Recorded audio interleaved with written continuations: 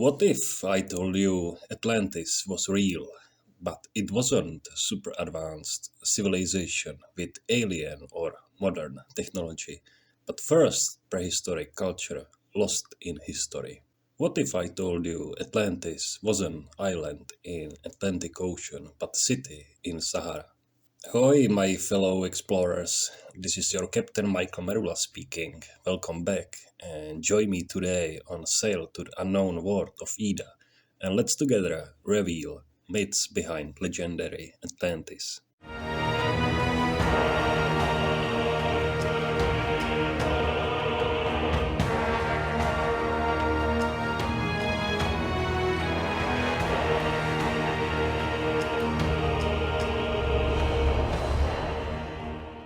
I have spent a lot of time gathering information about Atlantis. Right now, it's about 15 years. I could write a whole book about it, and I actually did it, just sort of, in a story of Pelovesus.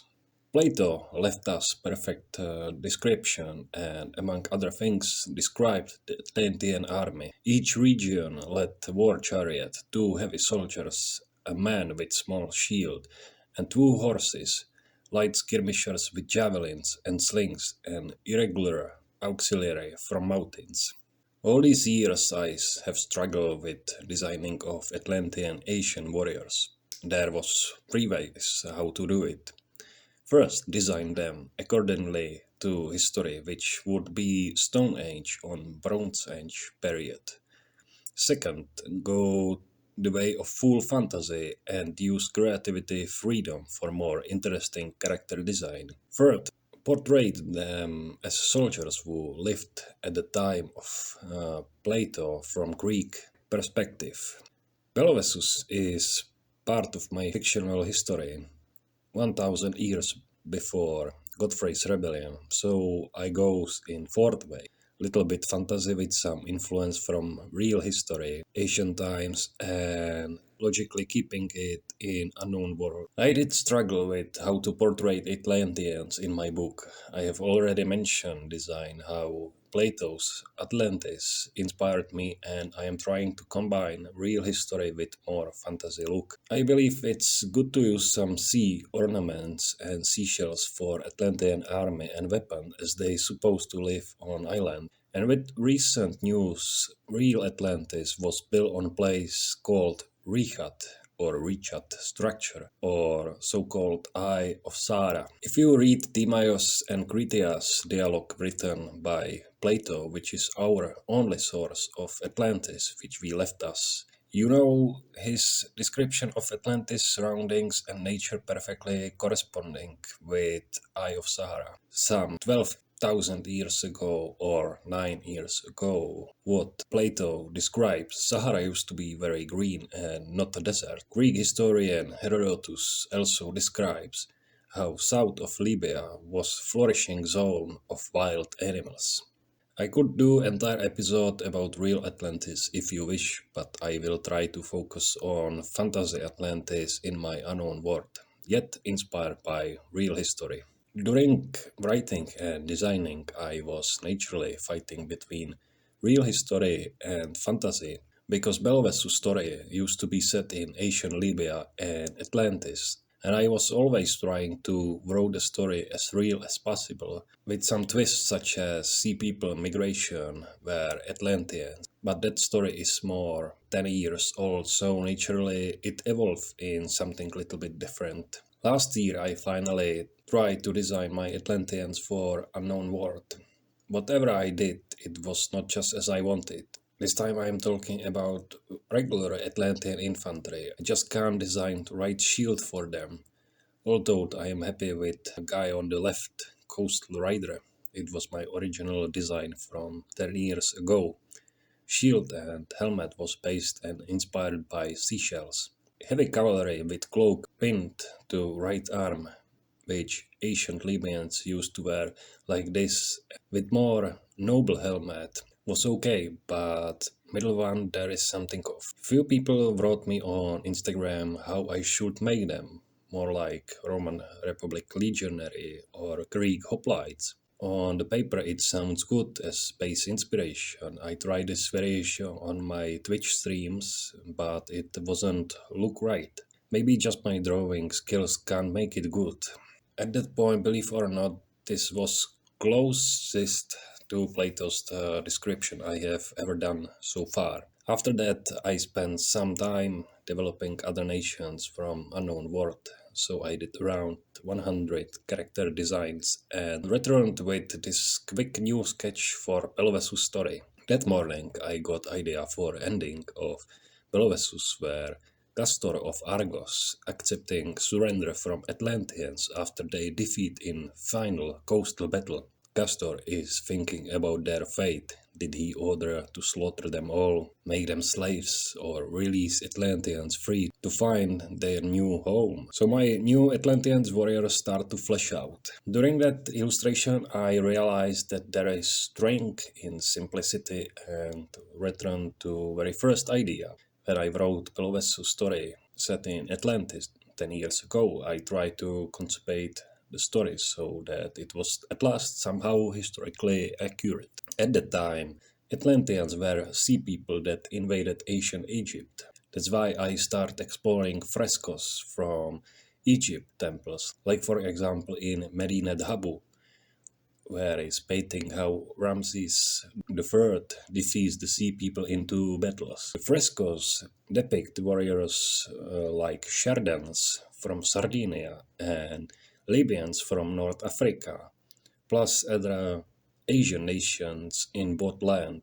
That was at the Battle of Jahi and naval battle at Nile. As usual, I have mixed all ideas and created a design of my Atlantean warrior. Next picture is first ever look on Atlantean royal guard in Orichalcum with double-handed sword.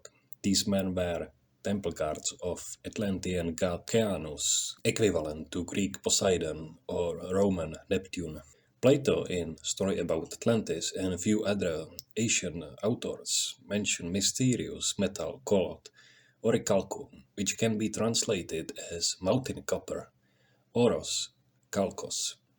Roman translated as aurichalcum, gold copper. We don't know exactly what metal was that, but it is believed it was alloy of copper, zinc, and tin, which was used for make of bronze. As I already mentioned how Plato's described army of Atlantis, I still believe Atlantis was land set around recharge structure in West Africa. Atlanteans used to go in war with a lot of chariots, and guess what? Around recharge structure, or so-called Eye of Sahara, was found around 1,000 chariot stone carvings in caves. Plato also mentioned about irregular warriors from hills north of the city, so I designed this hillman with African influence. Herodotus mentioned war equipment of Libyans, African tribes, like Garamantians or Nubians. There was interesting part about using gazelle horns as tip of the spears and animal skin as shields. Also, hillman holding club-like weapon is inspired from my recent visit of ancient Egyptian exhibition of Tutankhamun. That club or boomerang was used for hunting birds. Fun fact, shield made from elephant or hippo skin could stop bullet from pistol. It was tested in 19th century during European colonization of Africa. That was a little bit dark joke for you. I try to avoid using metals for weapons and armor because I can imagine ancient hillmans was very poor. There was another long pause between design my Atlanteans, but this time I get them right so as I wanted. And it was because I work on deep history of unknown world, and as I deep dive in world building, something just clicked right. So there was this Atlantean coastal rider backstory. After many ages, the Atlanteans raided the southern coast of the main continent of the unknown world. Their arrival was always heralded by unusual fog. Their only mission was to strike fast, gain loot, capture slaves, evade enemy guards, and then disappear. For these marauding raids, the Atlanteans had special unit of coastal riders. These light marines easily overpowered local militia, but their art was in covered ambushes. The sea people have long been the terror of coastal inhabitants, and for some time they were legend. And just as the Atlanteans emerged from their ships, they disappeared again like tears in the rain. And there was Atlantean heavy cavalry. On open battlefields dominates Atlanteans lancers, clad in the rare orichalc metal armor and armed with heavy lance, long sword and mace. Atlantean fertile fields and vast plains breed the best horses in the unknown world, known for their beauty and strength. There was no army that could withstand charge of Atlanteans lancers in their wedge formation. Only the bravest who could face them was Lions of Argos, personal heavy guard infantry of Castor of Argos, who formed this squad specially for war against Atlanteans. On rocky terrain, which slowed and broke cavalry formation, Argives for first time defeated Atlantean lancers. Argives, intoxicated with sudden victory, fighting more like wild beasts than humans, and they had no mercy. After that I made fan favorite Atlantean shock infantry. There is not much more to say except design has changed during drawing and even coloring phase, as you can saw in my drawing videos here on my YouTube channel. I like all variation, but it turned out for the best, I guess. So with new designs was like snowball effect, and it was on good path, so I continue working. This is early Atlantean warrior or jungle warrior, how I call him. This design is a little bit out of book, based on my older sketches. I wasn't sure about exact military purpose of these warriors. They could be marines, coastal riders, support, temple guards. I have work title for them, jungle warriors, which describes their purpose and inspiration. That's why them have lighter armor with bronze fish scales and sturdy boots, machete-like sword, sort of hunting spear, and mace with spikes for close combat. They have also hole in helmets at the cheek guard for better hearing. Last design I did for Atlantean army was spearman infantry. Atlanteans were the first great empire in the unknown world, which was technologically and militarily more advanced than other civilizations. Their policy was aggressive and conquering. Invasion troops consisted of cavalry lancers in wedge formation, heavy infantry with shields and spears, and shock infantry specialized in close combat, which covered flanks or made assaults on weak points in the enemy lines. There were also coastal riders and other lighter navy units who could also support land army. Atlantis was guarded by elite temple guard and smaller cities by street patrols and trained militia. My followers on Instagram once again could choose between two designs, Spearman or Sarissa Pikeman, and 92% voted for Spear plus Shield, so here is little lore. Heavy Spearman infantry stood as reserve. They carried fish scale, metal or leather armor, helmets without plume, long spears, stabbing sword, and wooden shield framed with bronze. Soldiers rested their shields on the ground, and the first two rows inserted their spears into the hole on the right side of the shield, so they made impenetrable spike wall. This formation served as a regrouping point for the rest of the mobile troops and cavalry.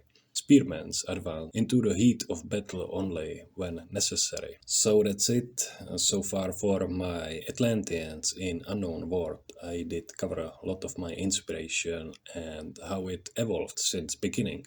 But for last part, I want to show you something and gives you some hope for your art journey. I don't usually share my super old work expect in some stories, but by coincidence I found my first digital painting. It was back then in high school. I think I did this at home with just mouse on my first notebook, and the picture was Atlantean soldier designed for the comic book story Belvessus, which I have been working on for 2 years at the time.